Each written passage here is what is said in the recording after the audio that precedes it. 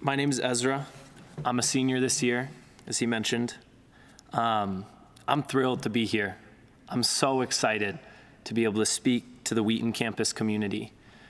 I am a business econ major. I am one of 10 kids, 9 siblings. One of those siblings is here. So Nathan, if you're watching, welcome to Wheaton as a freshman. If you're not watching, I'm sad you're already skipping chapel as a freshman. I'm just thrilled to be here.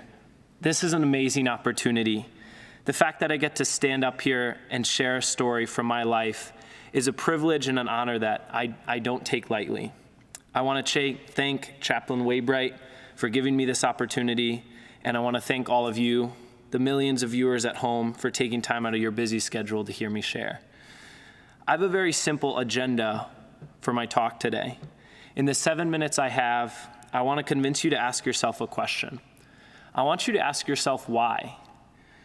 In his last chapel, Chaplain Waybright expressed his belief that during these tumultuous times, it is essential that we just take time to be with the Lord.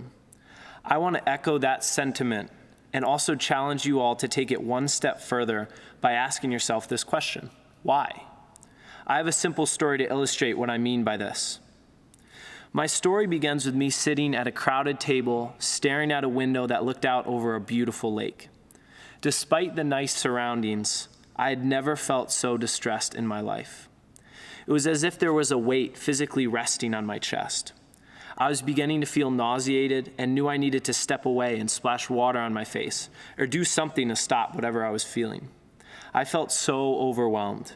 A weird combination of worry, fear, anxiety, anger, embarrassment, shame. It was like a small dose of everything, all mixed into one toxic cocktail. This vile combination of emotions was leaving me feeling lower than I had ever felt in my life. I had just begun serving as a counselor at a small Christian summer camp called Deerfoot Lodge. I had agreed to work as a counselor there the summer after my sophomore year at Wheaton, turning down a comfortable internship opportunity in Chicago. I had felt like maybe this was what God was calling me to do. So off I went into the remote, Wi-Fi-less woods of New York State. It was not a comfortable first couple days.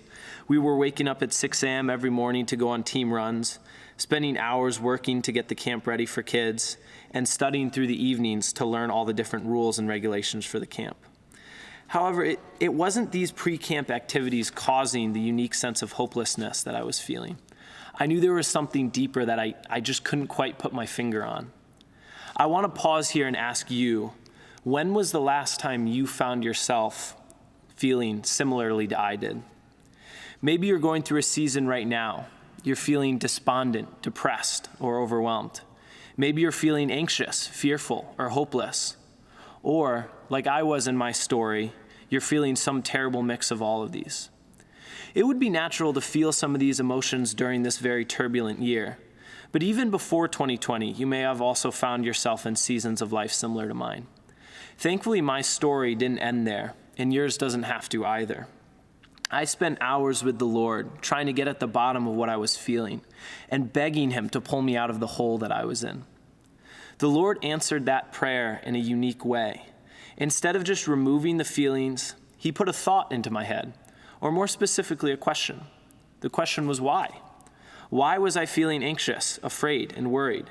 With everything I knew about God and His promises of peace, John 16:33, joy, John 15:11, and rescue, our theme verse, Psalm 34, why would I still feel the way I did?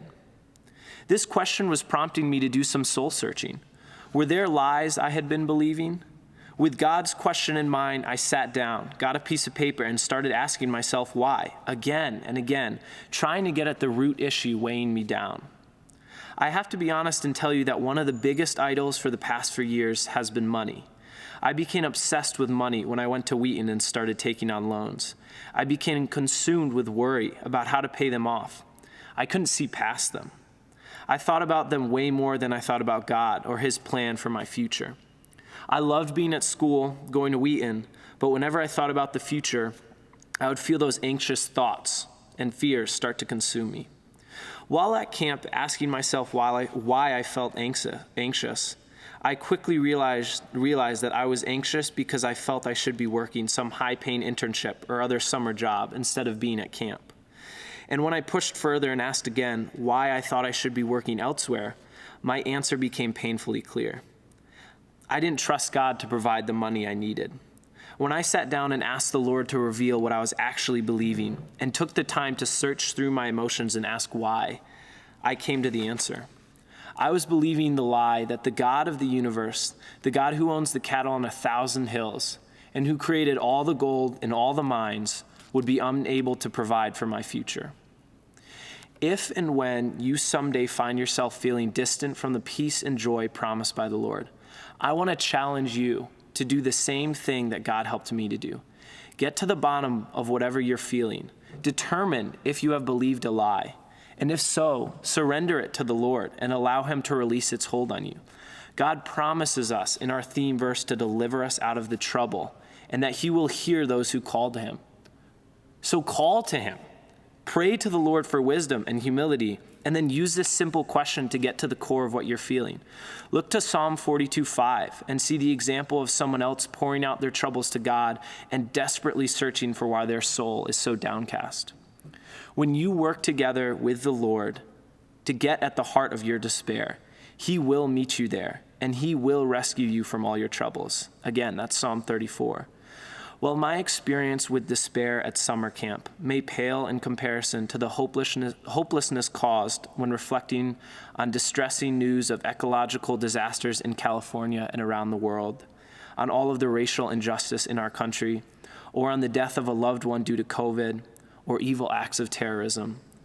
I still argue that God is big enough to comfort, to bring peace, and to provide hope in those dark reflections.